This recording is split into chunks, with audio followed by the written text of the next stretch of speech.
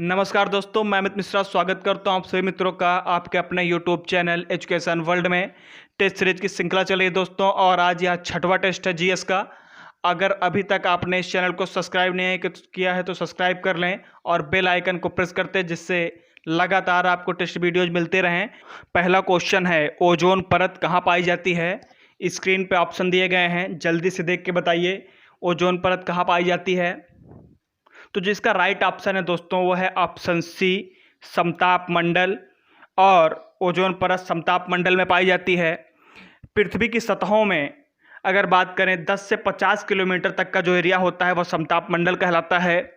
और बात करें ओजोन परत की तो सूर्य से आने वाली पराबैंगनी किरणें जो कि हमारे त्वचा को नुकसान पहुंचाती हैं, उनको करीबन 53 से 99% तक वह अवशोषित कर लेती हैं ओजोन परतें। और ओजोन परत हैं तभी पृथ्वी पर जीवन संभव है, एक प्रकार से कह सकते हैं। और यहाँ पर इसमें गैस की सघनता अपेक्षाकृत अधिक होती है और उसका अवशोषण ओजोन परत करता है पराबैंगनी किरणों का। तो जो राइट ऑप्शन है वो है सी, समताप मंडल। अगला क्वेश्चन है दोस्तों, पहली बार परमाणु बम कहाँ फेंका गया था? तो जल्दी से बताइए, आपके ऑप्शन स्क्रीन पे हैं। तो जो इसका राइट ऑप्शन है दोस्तों वह है ऑप्शन बी, हिरोशिमा पर। द्वितीय विश्व युद्ध के दौरान दोस्तों अमेरिका द्वारा जापान के हिरोशिमा शहर पर पहली बार 6 अगस्त 1945 ईस्वी को फेंका गया था पहला परमाणु बम। और दूसरा परमाणु बम दोस्तों जापान शहर के ही नागासाकी पर 9 अगस्त 1945 को अमेरिका द्वारा फेंका गया था। तो ये दोनों क्वेश्चन को आप याद रखेंगे, एक 6 अगस्त, एक 9 अगस्त, पहले हिरोशिमा फिर नागासाकी। बढ़ते हैं अगले क्वेश्चन की तरफ दोस्तों। तो आप बताइए युआन किस देश की मुद्रा है? जल्दी से बताइए, आपका ऑप्शन स्क्रीन पे है दोस्तों।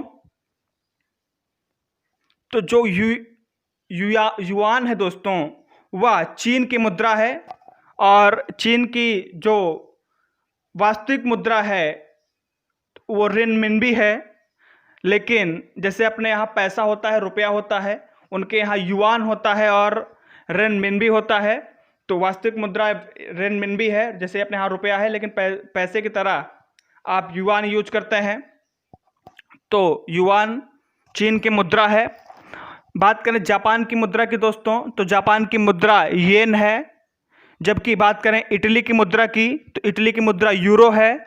जबकि बात करें यूरोप में ही एक स्थित देश युगोस्लाविया की, तो यहाँ की मुद्रा युगोस्लम डिनर है। तो इसको भी याद रखिएगा, पूछा जा सकता है क्वेश्चन कि युगोस्लाविया की मुद्रा क्या है, तो युगोस्लम डिनर है, याद रखिएगा इसको।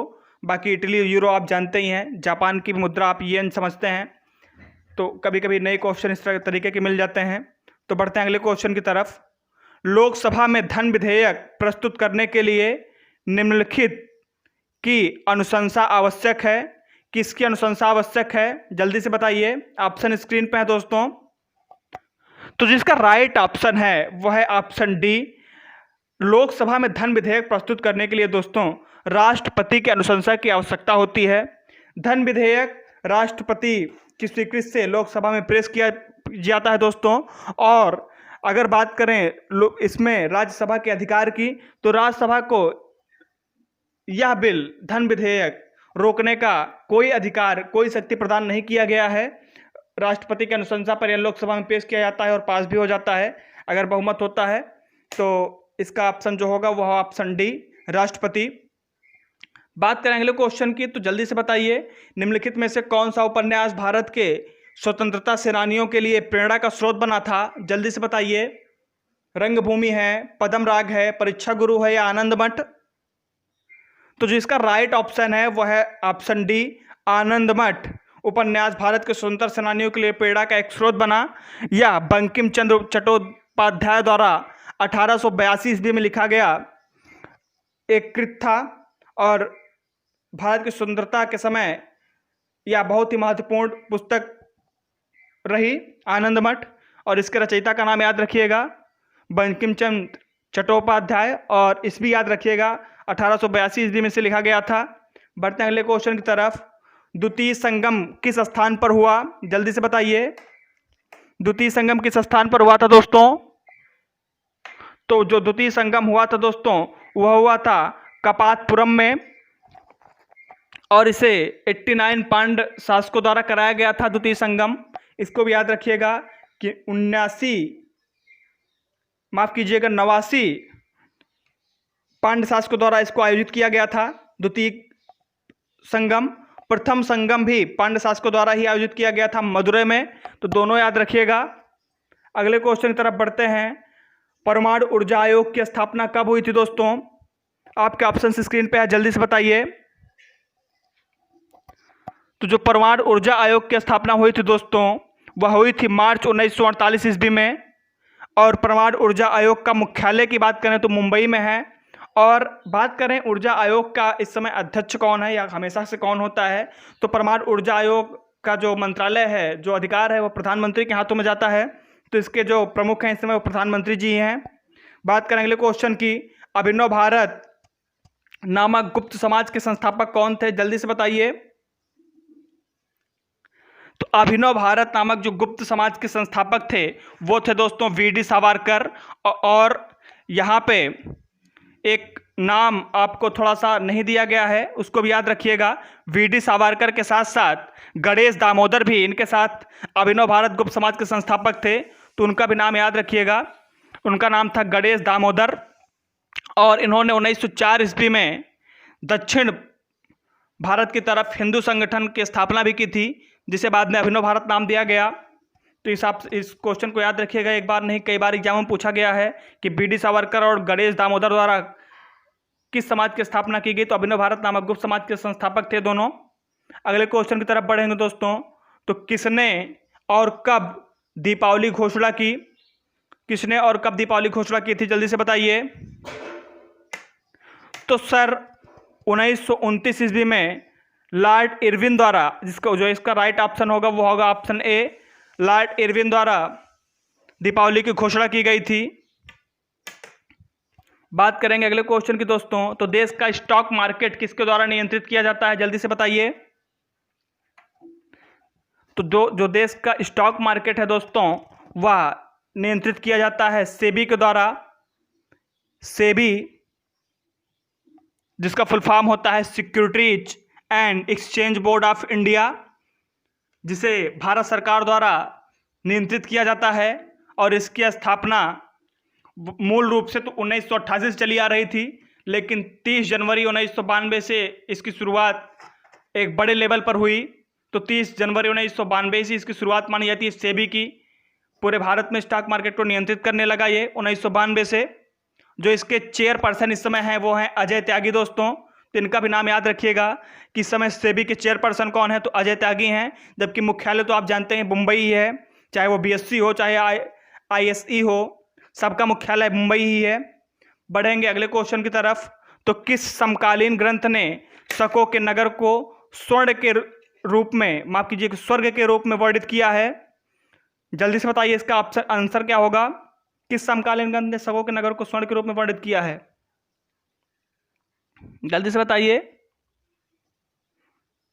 तो जो नागसेन का मिलिंद पन्हो है, इसका ऑप्शन डी एकदम सही हो जाएगा कि नागसेन का मिलिंद पन्हो यह शकों के नगर को स्वर्ग के रूप में इसमें वर्णित किया गया है।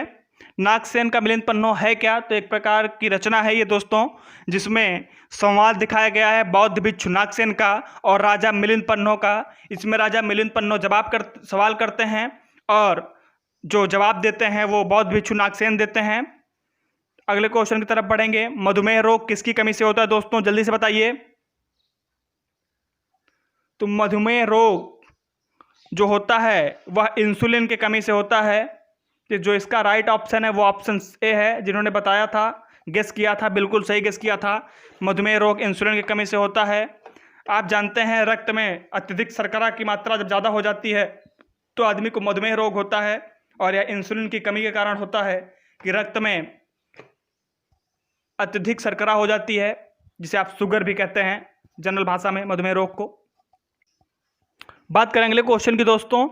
तो अगला क्वेश्चन है, कम समय में पकने वाली तथा दो प्रमुख फसलों के बीच उगाई जाने वाली फसल है। तो दो फसलों के बीच जो फसल उगाई जाती है और कम समय में पक के तैयार होती है, उस फसल की विधि क्या कहते हैं? तो वो फसल कहलाती है दोस्तों कंप्रेनियन क्रॉप, जिसका सी ऑप्शन है बिल्कुल सही हो जाएगा। बात करें कंप्रेनियन क्रॉप की दोस्तों, तो इसे हिंदी में कहते हैं साथी फसल। तो दो फसलों के बीच में जो फसल उगाई जाती है उसे कंप्रेनियन क्रॉप कहते हैं, कि दो फसल उग रही है उसके बीच में एक फसल आपने उगा ली। और इसका बहुत ही अच्छा उदाहरण है मैरीगोल्ड, जो कि मिश्रित फसल का एक उदाहरण है, तो इसको याद रखिएगा। मिश्रित फसल साथी क्रॉप की कहते हैं, दो फसलों के बीच उगाए जाने वाली फसल कहते हैं जिसे। बढ़ेंगे अगले क्वेश्चन की तरफ। तो अंकोर वाट कहाँ पर स्थित है, जल्दी से बताइए। आपके ऑप्शन स्क्रीन पे है, थाईलैंड, वियतनाम, कंबोडिया, इंडोनेशिया। जल्दी से बताइए। तो ओंकार वाट स्थित है दोस्तों कंबोडिया में, तो इसका ऑप्शन जो सी है बिल्कुल सही हो जाएगा कि अंकोर वाट कंबोडिया में स्थित है। और इसकी खासियत यह है कि विश्व का सबसे बड़ा हिंदू मंदिर है अंकोर वाट, जो कि कंबोडिया में स्थित है और भगवान विष्णु को समर्पित किया गया है यह। तो इसको भी याद रखिएगा कि अंकोर वाट मंदिर किस ईश्वर को समर्पित है, तो भगवान विष्णु को समर्पित है और विश्व का सबसे बड़ा हिंदू मंदिर है, तो इसको याद रखिएगा। बढ़ते हैं अगले क्वेश्चन की तरफ। तो चंद्रमा पृथ्वी का चक्कर कितने समय में लगाता है, जल्दी से बताइए। तो बहुत ही आसान क्वेश्चन है। तो चंद्रमा पृथ्वी के चक्कर कितने समय लगाता है दोस्तों, तो बिल्कुल सही, जो सोच रहे हैं 27 सही 1/3 डेज में, तो एकदम सही है। 3.5 सही 27 सही 1/3 दिन में चंद्रमा पृथ्वी का चक्कर लगा लेता है दोस्तों। तो जो इसका राइट ऑप्शन है ऑप्शन ए है। जबकि पृथ्वी सूर्य का चक्कर लगाने में दोस्तों आपको पता है 365 दिन 6 घंटे 48 मिनट तथा 45 सेकंड का समय लेता है। तो 6 आवर 48 मिनट और 45 सेकंड, इसको याद रखिएगा। एक वर्ष ये पृथ्वी सूर्य का चक्कर लगाने में इतना समय ले लेती है। तो धन्यवाद दोस्तों इस वीडियो को देखने के लिए। मिलते हैं अगले टेस्ट के वीडियो में। अगर आपको ये वीडियो पसंद आया हो तो लाइक करें, शेयर करें, सब्सक्राइब करें। मिलते हैं अगले टेस्ट वीडियो के साथ। धन्यवाद।